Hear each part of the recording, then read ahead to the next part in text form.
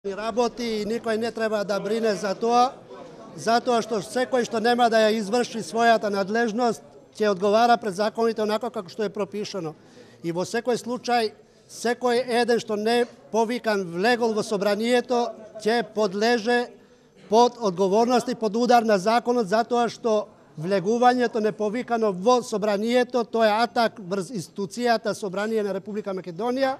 И во тој контекст законите, прописите се јасни и затоа никој во оваа зграда нема причина да брине за својата безбедност, затоа што професионалците во Министерство за внатрешни работи се свесни за својата обврска и за својата задача по однос на заштита физичка и за обезбедување на објектот на собранието, а сите тие што ја прекршиле или што овозможиле тоа да се случи, ќе подлежат под одговорност, под удар на законот. Благодарам.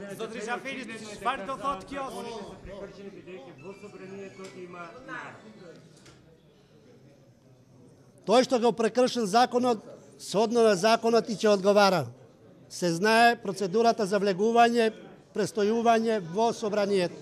И во тој контекст, обезбедувањето на собранието и Министерството за внатрешни работи како основен носител, уште еднаш кажувам дека е одговорно и е неопходно тоа да го обезбеди.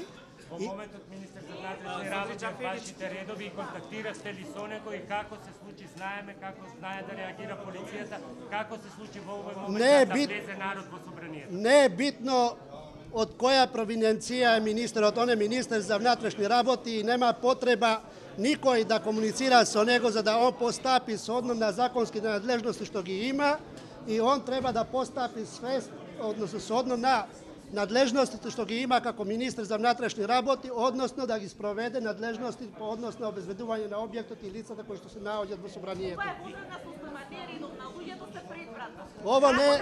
Ово не е воредна состојба, ова е редовна седница на собрание на мнозинството. Граѓаните влегува во собранието, граѓаните треба да се свесни и да си го напуштат собранието, а институциите да си ги извршуваат своите надлежности. Имаме ли двовластие со оглед на тоа што во пленарната сала се пратеници на ВМРО ДПМН заедно со дел од граѓаните кои предмалку протестираат? Па нема двовластие во демократијата. Во демократијата по изборите резултатите се јасни.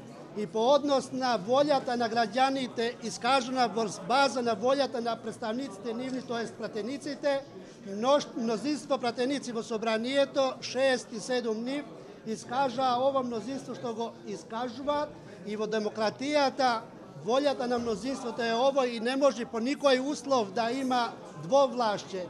Секој што ќе се однесува спротивно на мнозинството е во судир и во спротивност со законите и тие треба да одговараат сhodно на законите.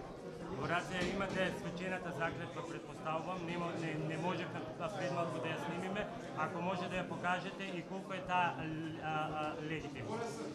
Заклетвата е легална и легитимна затоа што е резултат на волјата на мнозинството пратеници во Собранието на Република Македонија и таа заклетва е дадена во свечената сала, односно во салата за пленарни седници во Собранието на Република Македонија и таа ја искажува волјата на мнозинство граѓани во Република Македонија и во тој контекст нема никаков проблем по однос на легитимноста и легалноста на заклетвата.